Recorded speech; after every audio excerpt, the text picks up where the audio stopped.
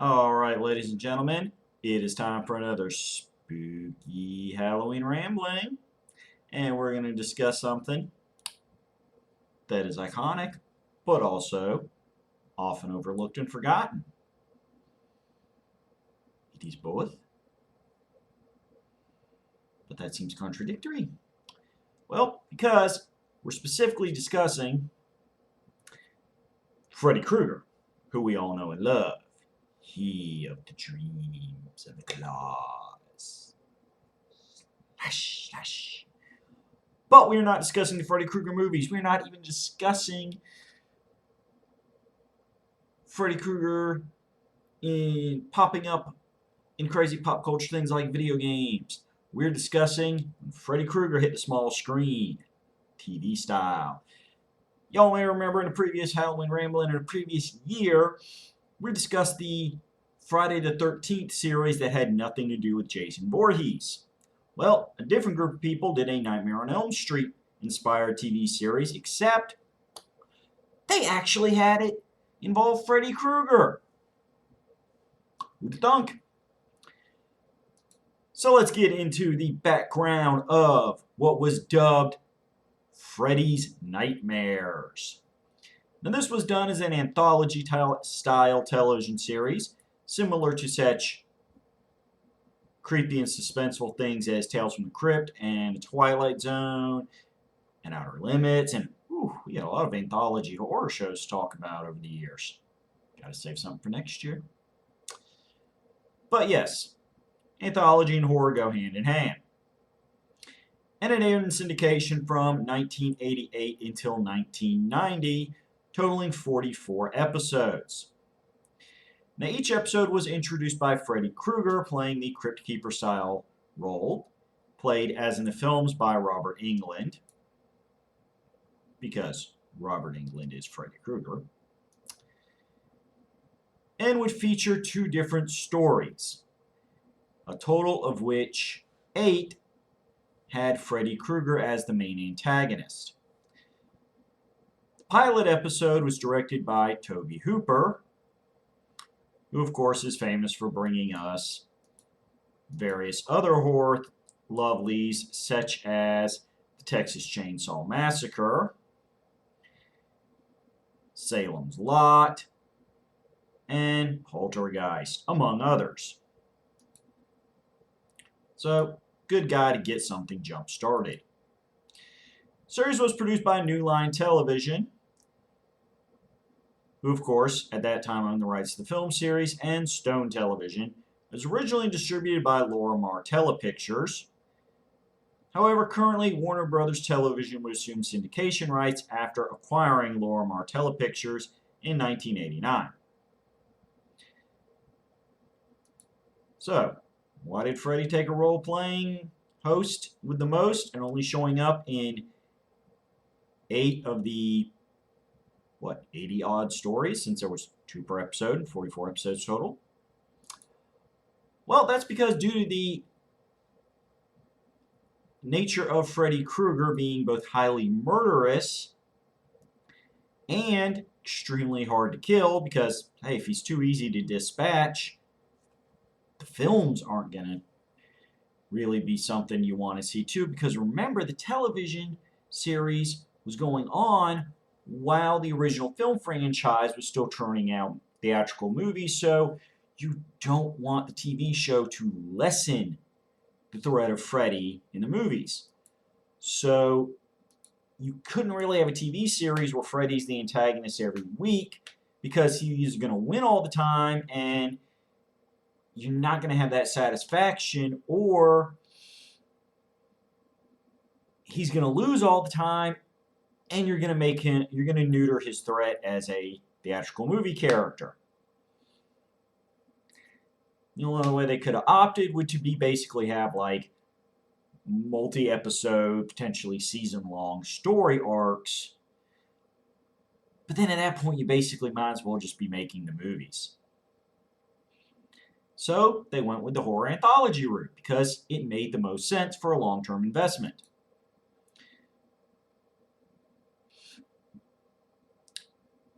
This would Also allow them to get a bit of variety in the stories, not having to strictly define themselves by the Nightmare on Elm Street Dream Demon formula, which is also another advantage. Each episode, of course, is in the horror genre, so it talks about a dark and grim story. However, they do all take place in the fictitious town of Springfield, most of which occurring to people who live on Elm Street, further tying it into the films.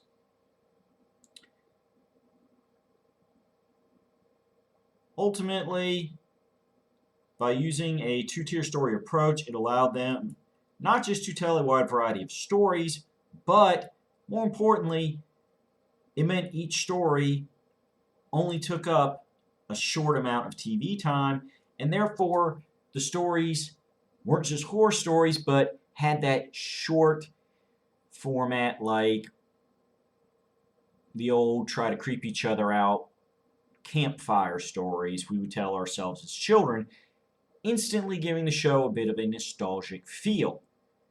It's like, ooh, yeah, something short, to the point, hits hard, gets creepy, you're in, you're out. Just like we used to do when we were children to scare each other. See?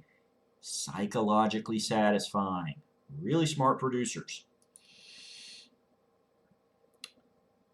Now, in the second season, there were episodes that did form mini arcs, with the events of one episode being followed up and or referenced in a later episode. Such as the episode Interior Loft was given a direct sequel, Interior Loft Later, and Lucky Stiff was followed up with a sequel story called Easy Come, Easy Go. Now, the setting of Springwood High School was the real-life Torrance High School, which was later used in the Buffy the Vampire Slayer TV series, so there's a little bit of subtle influence right there for you Buffy fans.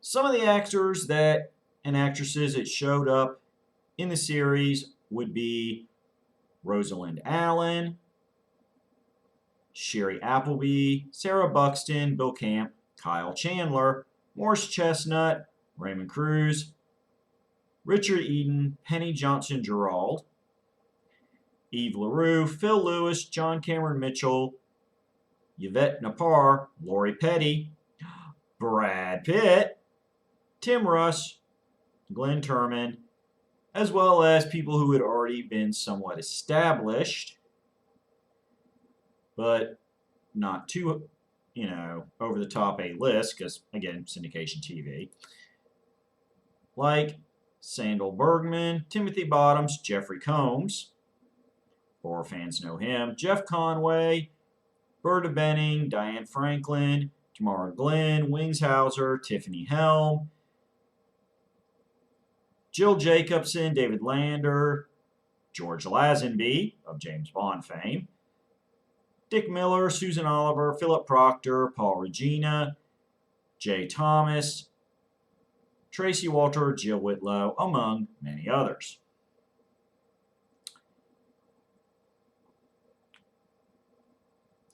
So, breakdown. As we said, there were 44 episodes, each season composing 22 episodes, and with the exception of the pilot, all episodes carry two separate storylines, as the pilot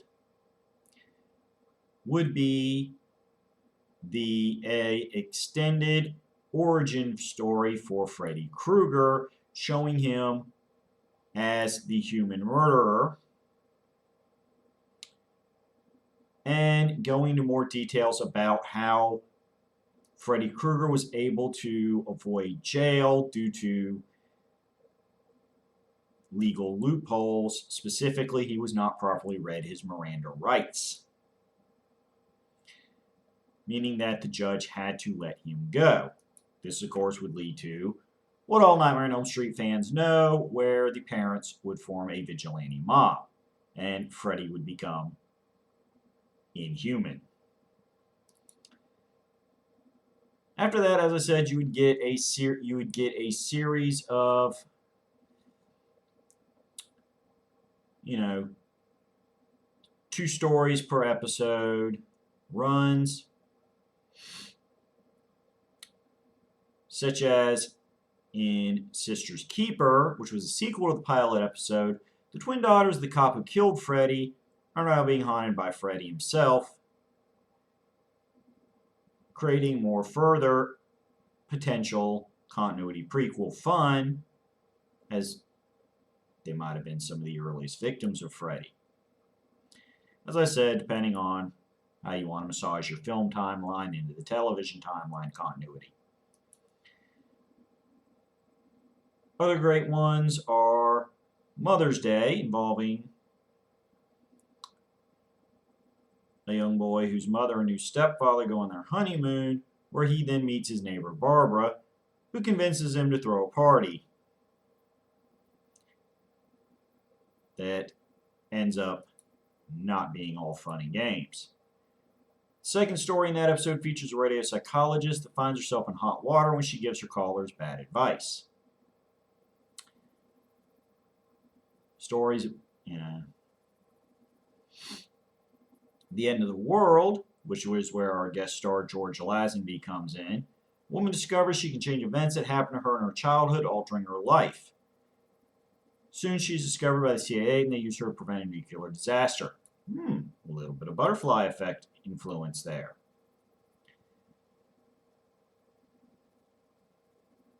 Many others, including stories of cheating significant others, students struggling with weight problems,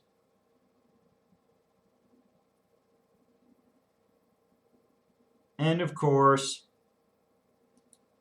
the season 1 finale called Safe Sex, in which a teenager who is in love with a goth girl who herself is obsessed with Freddy Krueger, which means that the teenager finds himself targeted by Freddy. In the second half, it is the goth girl's turn herself to be tormented by the man of her dreams. Second season involves some other great ones, such as Memory Overload, involving a man with a drinking problem, as well as a woman suffering from a computer that seems to be talking to her and warning her of legal trouble she could get into due to some of the files on the computer.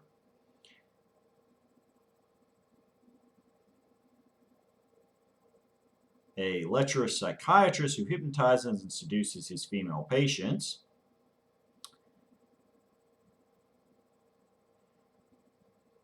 All ending with the season 2 finale, Life Sentence, a sequel to the previous episode, so in many ways you could almost call this a 2-part series finale.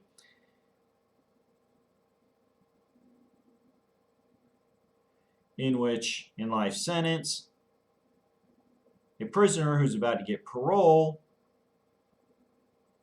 is faced with a prison counselor who also happens to be a relative as one of his victims.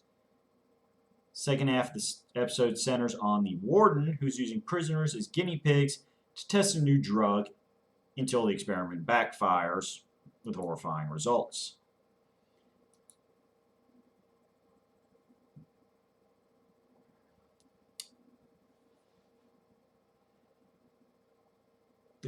Now, the series itself does not have a distinct hard legacy when it comes to influencing later stuff. As I said, it was in many ways the latest in a long line of horror anthology. But if that stuff is your jam, as I said, things like Tales from the Crypt, Twilight Zone, or you are a hardcore Freddy Krueger fanboy, I highly encourage you to check this series out. If you can find it on home release, that's part of the problem. I don't know, maybe you'll get lucky catching on cable TV, maybe streaming. It is the October Halloween season after all. Somebody may pick up some rights to air it. You know, poke around the internet, Find it wherever you can find it. The series was discussed in the 2010 documentary Never Sleep Again, The Elm Street Legacy, which featured interviews with a number of the show's writers, directors, and other parties involved, such as the original Elm Street director Wes Craven and New Line producer Bob Shaye.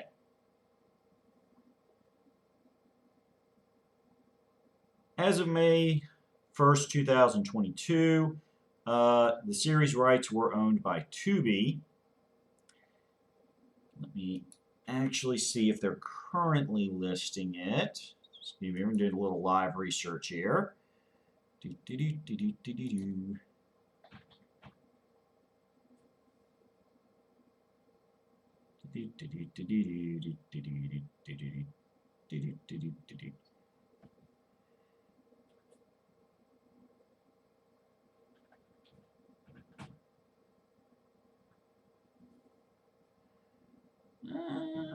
Shoot.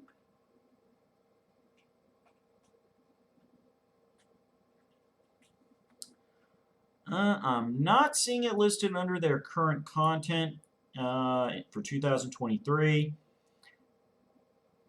So, you know, it may pop up later though, so I would suggest you keep track of it. The series is also available on Screenbox, a streaming service dedicated to horror content.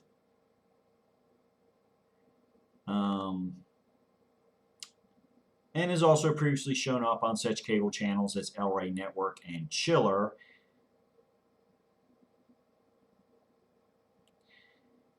Should be noted that the violent sexual content series meant that episodes were often heavily edited before airing, such as the infamous Safe Sex, which had 8 minutes of its more explicit footage deleted before airing in syndication.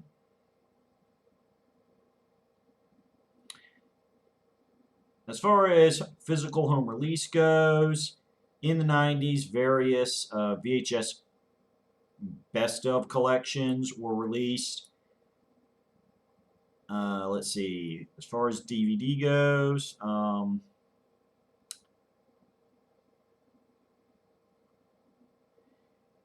there has been the Blu-ray collection of the original 7 Nightmare on Elm Street films did include 2 episodes of the show as bonus features. However, there's not been an official complete series box set release done, which is sad times. Still, it is an important part of the Elm Street legacy. As I said, you did get hosting duties from Freddy, even if he did not factor into the main stories themselves. And more importantly,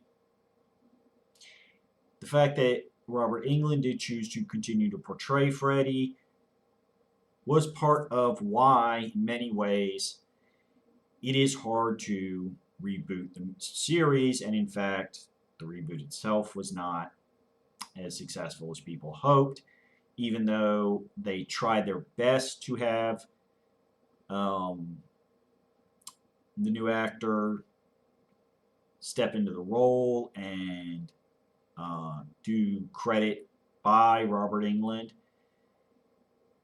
And in fact, Englund himself worked with him.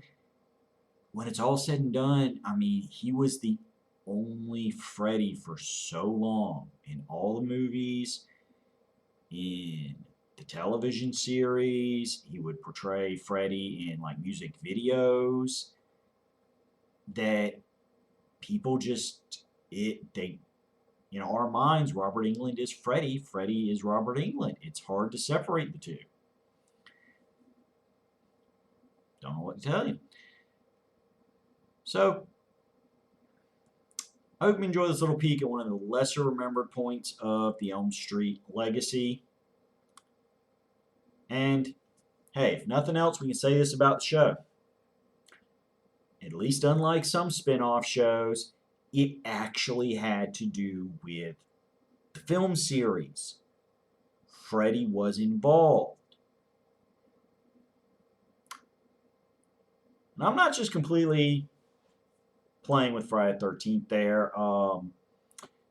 Poltergeist: The Legacy, which I thoroughly enjoy as a show, had some of the same problems in that there was no direct continuity connections to the original film trilogy. The show basically completely lived on its own, which is sad times.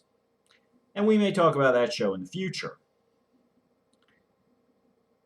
Also, the original attempt at a Psycho spin-off TV series, which ended up only being a television movie because it didn't do too well as a television movie. Yep, that's right, folks. Before the Bates Motel that lasted for a few seasons in relatively modern times, there was a previous attempt at a Bates Motel TV series that never fully manifested. So, if you really look at it, getting 44 episodes out of an anthology series in which the bulk of the time Freddy was simply your host with the most body count, that is, is pretty impressive. And, as I said, for people that like that Tales from the Crypt vibe where violence and a little bit of sex would mix in, because Tales from the Crypt was on HBO, they could get away with a little more. Or you just plain like watching teenagers suffer. Depending on your job, that may actually be a pretty big vicarious Schadenfreude type thrill for you. As I said, track down the series wherever it's skulking around in the shadows on streaming and enjoy it. It's a good add-on to your Halloween viewing this October, or maybe in the next year or two if you have problems tracking it down this year. Still, we're here for you every Friday, and we're going to keep getting spooky because we got a little more content to cover. This is not our big finale. We've got one more to go. It's going to be a lot thrown at you. Because if you're going to trick or treat, you might as well get a good treat. So tune in, join us every time, and remember, don't just have a happy Halloween, have an entertaining Halloween, because Roulette Productions knows how to hook you up with entertainment, especially in the spooky season. Bye-bye, folks.